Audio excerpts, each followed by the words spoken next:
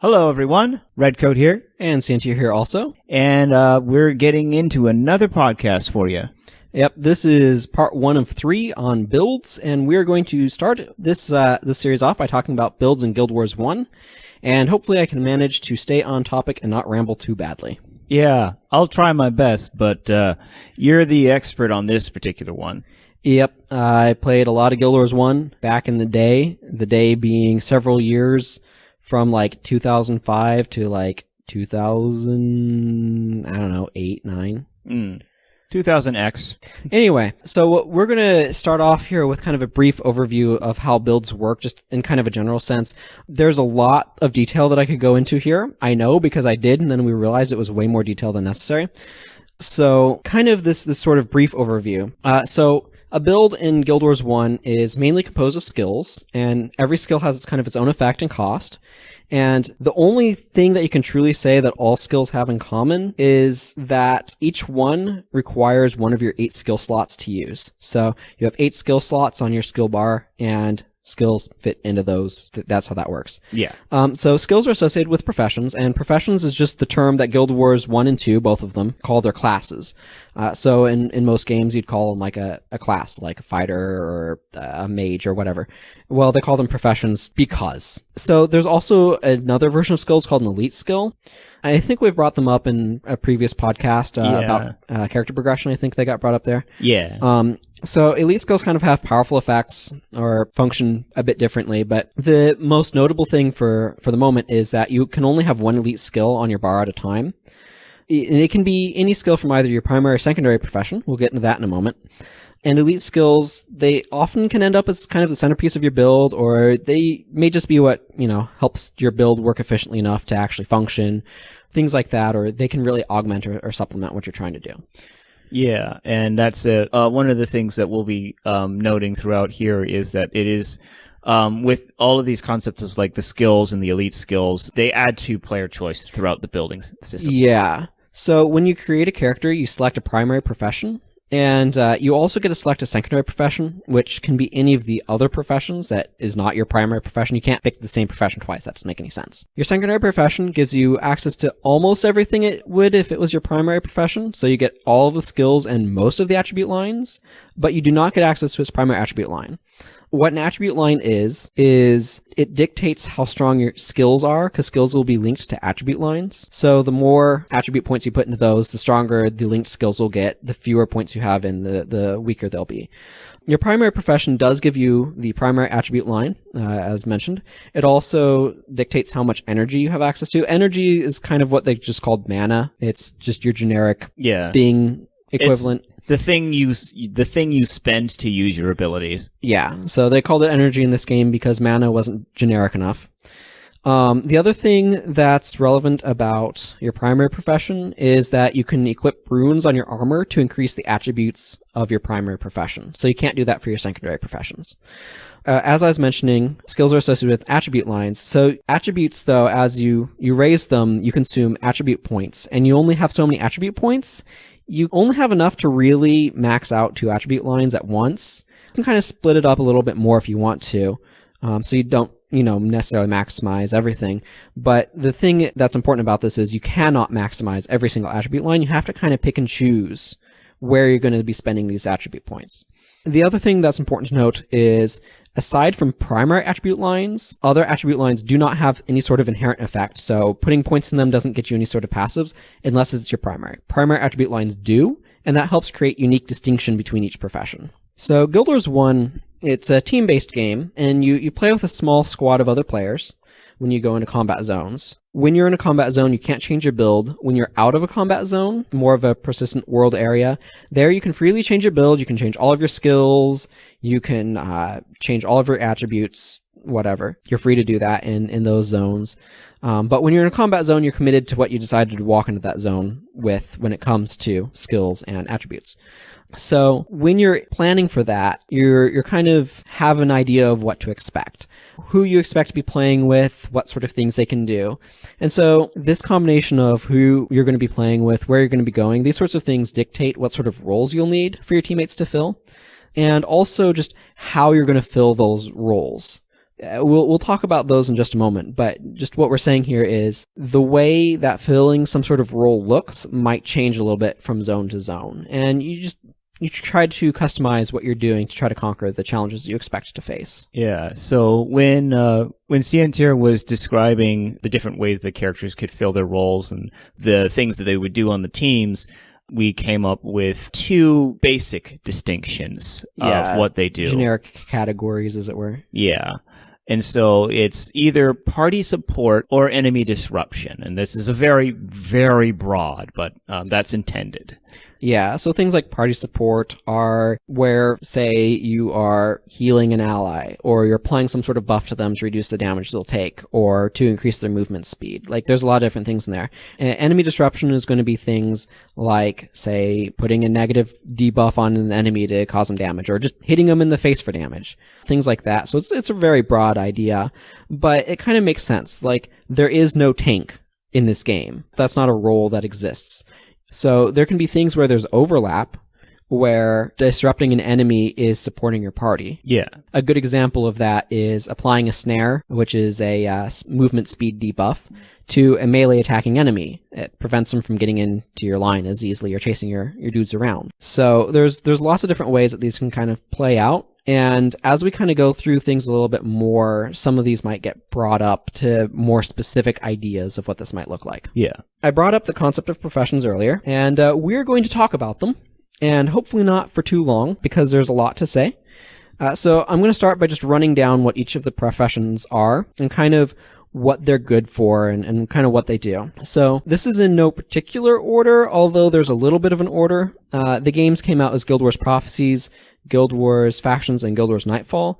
The first game had 6 professions, and then 2 more were added on each one. I have put them in a rough order of, here's the game that they came out in. Mm-hmm. But beyond that, this is no particular order. So we'll start with a warrior. This is kind of an expected one. It's a melee fighter, specializes in 3 different types of weapons, hammer, axe, and sword. Each one has kind of different things that they're good at. Tends to be fairly buff and difficult to damage, higher armor and whatnot. Then you have the monk. So one of the things that I've noticed about this game is it's recontextualized how I think of monk, because apparently a lot of other games, monk is kind of a fissy brawlies dude. Mm-hmm. In Guild Wars 1, the monk is your healer class. So they are centered around that. Their primary attribute increases how much they heal people. Most of their skills are dedicated to healing. That's just what they do. Then you have the Mesmer. So the Mesmer is a really interesting profession. I'd like to see this sort of thing in more games. What they are dedicated to doing is disrupting the enemy in a lot of really interesting and unique ways. One of the notable skills is one that a debuff that says if an enemy uses a skill in the next couple of seconds, that skill takes like an additional 50 seconds to recharge, which is just a huge amount of time. Mm-hmm. So just things like that. There's a number of interesting things that they do there. Then there's the Elementalist, which is kind of a traditional black mage type character, associated attribute lines with each of the 4 sort of standard elements of earth, fire, wind, and water. Well, they called it air, and it was mostly lightning attacks, but now there's some stuff like, hey, here's a blast of wind to knock people over.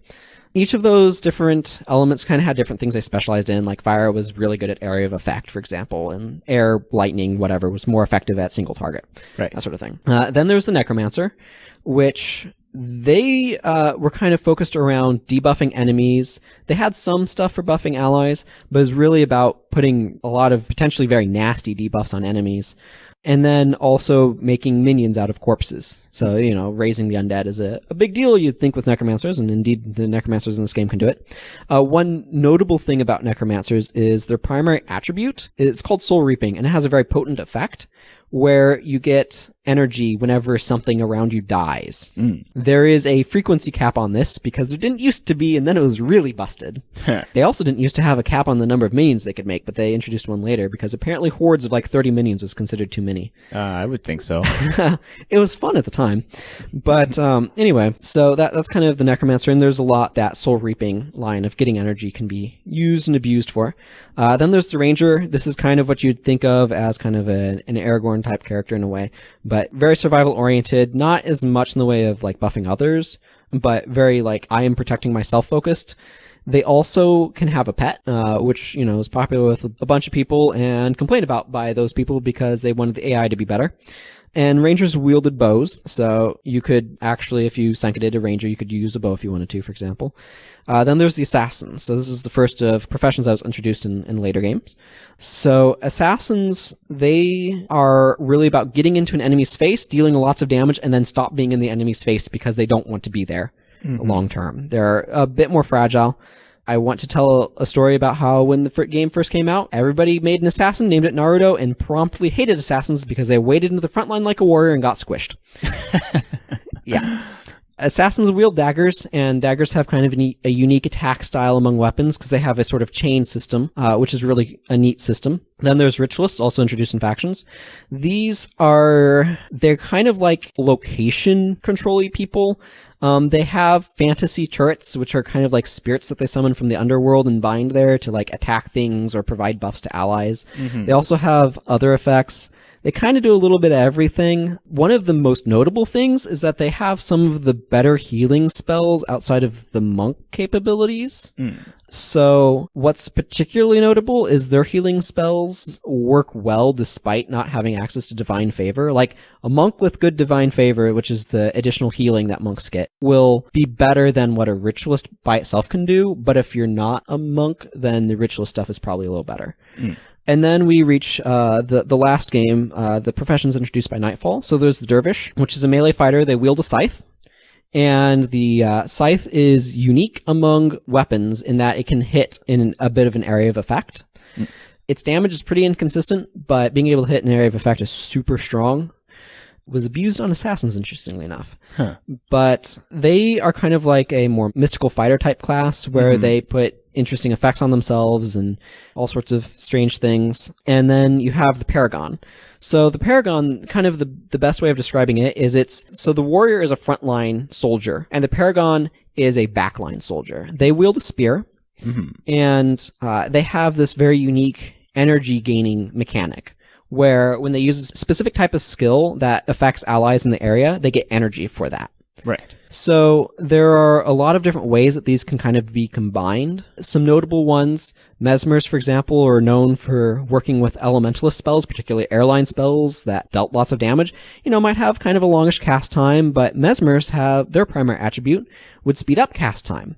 And that would allow them to be able to get out these air spells very quickly, and that would make it harder to stop them. One of the key combat concepts in the game was interrupting. Right. Which is where an effect would stop you from doing what you're doing. It'd interrupt your skill or your attack or whatever. Right. Rangers and Mesmers tended to be the best at this, but most professions had access to some amount of interrupt.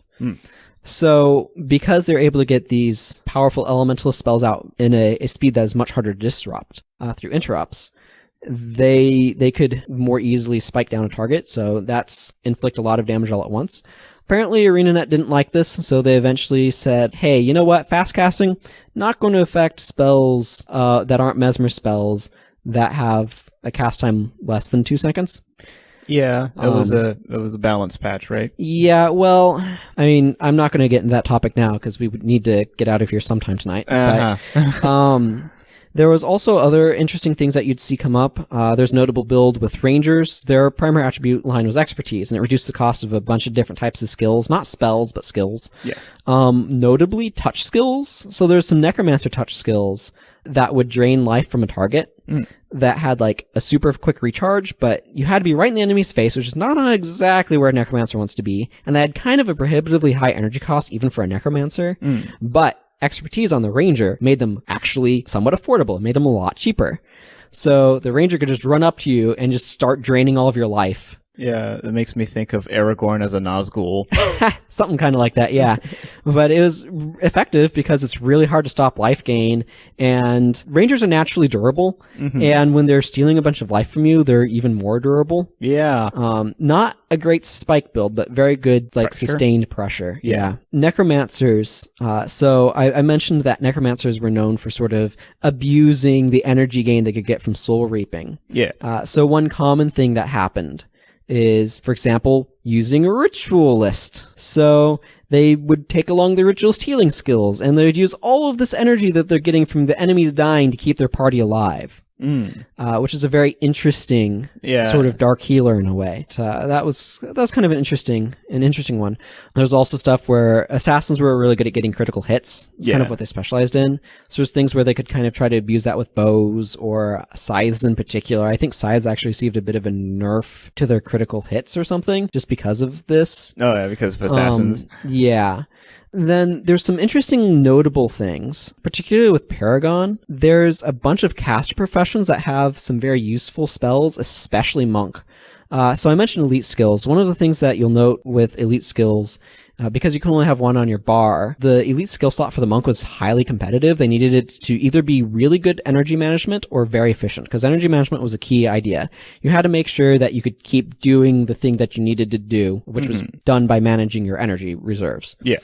So Monk energy costs are super, super tight. They have to try to run as efficiently as they can. So the elite skills that they can use tend to be very limited to a select few of like the most efficient skills, because otherwise they're not able to do their job very well. They really need that elite skill to kind of bolster everything. So there's a lot of really powerful Monk elite skills that monks just reasonably speaking cannot use because they just do not have the energy space for them. But Paragons, which kind of sit in the back line, chucking spears at people and supporting the party, they're designed similarly-ish to warriors, where they don't need energy to run, because they work off of a different resource called adrenaline that's built up by attacking. A little bit by being hit, but predominantly by attacking. So each time you hit, you get a strike of adrenaline, and then skills would cost some amount. And using this, combined with their ability to gain energy by using skills to buff allies around them that don't require energy, they could then use, say, some of these powerful monk elite skills to support the party, which I thought was a really cool way of actually allowing some of these skills to see the light of day. Yeah, but all of this is to say, with all of these different, combinations of things where it's like barely scratched the surface. Yeah, like there's tons of them, but it's a deal of where, you have your primary, which is like you say, you'd be a warrior primary, monk secondary. That causes different things. And then even inside of there, the skills that you choose to use will do even more to personalize that build. Yeah. And it's interesting, too, where you could grab access to skills that you would otherwise not want to use as a primary. Like, a primary monk would be somewhat hesitant to use Mending Touch, for example, which is a skill that could heal some conditions off of an ally, so get rid of some debuffs. But you have to be in touch range. You don't want to do that with your front line. Yeah. But, your warriors are perfectly happy they are your front line. They can use this. I think they could use it on themselves, but they could use it on each other too. So it's in a way where you can kind of do that. Or there's a Necromancer skill that lets you transfer conditions from yourself to an enemy, but you have to be in touch range. You have to be in melee range. Necromancers, again, don't really like being in that spot. Yeah. But, your warriors or your dervishes, for example, that's kind of where they belong. So they're happy to use that sort of skill. And that's one of the things that really makes this, makes the build system in Guild Wars 1 really shine, is that variability and that idea that there are so many interesting ways to build your experience and express yourself through your character. Yeah, like there's a lot of sort of unique and effective possibilities you can do to overcome just different stuff. But with that in mind, the system wasn't necessarily perfect. Yeah, there's always downsides, right? And while, again, you have a lot of room for experimentation, self-expression with this sort of build system, it's a complicated build system. Like, there's a bunch of really very serious downsides, and like I said, it's complicated. That means there's a steep learning curve, it can be intimidating to new players, and it was a problem that just kept growing as more games were released. Not to mention that they're kind of starting to scrape the bottom of the barrel of what to do with professions. Yeah, and it was very easy for new players to make bad builds just because of the other stuff in the our first reasoning. And that just makes the game harder in a way that you don't realize what you're doing wrong. Yeah, as an example of this, there's a monk skill called Heal Other, which heals for like somewhere around like 3 times as much HP as sort of the first heal skill you get, which is a really crappy skill called Orison of Healing, and nobody uses that seriously later in the game. But this Heal Other is a really potent heal, but it costs a lot of energy. And a monk bar, because the energy costs are so tight, it just cannot sustain that. But unless you really know what's going on with the systems, you don't understand that this skill is not worth its energy. It looks like it is. It really looks like it should be worth its energy, but it's not. And it's something where it's really easy for a new player to think, oh, this is a great skill. It heals for so much. This is amazing. And they want to use it. And it just subtly makes their build worse. Yeah, and this leads to the last big issue that we're going to highlight, which is the concept of build elitism, which is that idea that because it's very easy to make bad builds, that means that for other players to accept you into their parties and things like that, they either need to recognize the build that you're making, or they have to really be willing to take a chance on you, and that makes things very difficult. Yeah, for sure. And it's not entirely unfounded either. They want to not have to waste a bunch of time on your bad build causing them to fail and have to restart things over and over again. Yeah. As was stated in our MMO talk just a little bit earlier, in fact, I think it would be a week earlier. Yep, a week earlier for you. You have a lot of people that are investing time and energy into this, and time is a real resource. Yeah. You don't get that back. And because of that, it's very important to players to actually be successful when they make their endeavors in these things, because they'll have spent so much time getting everyone together, and then it's like, okay, it's time. We're all together. Let's go and do this. And then you have that one guy who doesn't have the right build. Yeah. And that can really mess you up. But it makes for a negative connotation to actually trying new things. Yeah, it certainly can. So, ArenaNet, the developer of Guild Wars 1 and 2, when they were making Guild Wars 2, one of the things that they wanted to look to do is to try to see what they could do to address these problems. The problems of complexity and increasing complexity. The problem of new players making bad builds and accidentally making the game way harder for themselves because of it. And also the sort of very logical process of build elitism, where players could not find parties because they didn't have or didn't want to run, this specific sort of cookie cutter build or whatever. The sort of accepted good build. They wanted to run their own thing. And we'll be talking about this next week and kind of looking to see what did ArenaNet do to try to address these problems, and how successful was that attempt, or those attempts, I suppose. Yeah, so tune in next time. With that, I think we can go to the sign-off for today's cast. I agree. This is Santier, signing off. And this is Redcode, signing off. Play the games you want to play, boyos.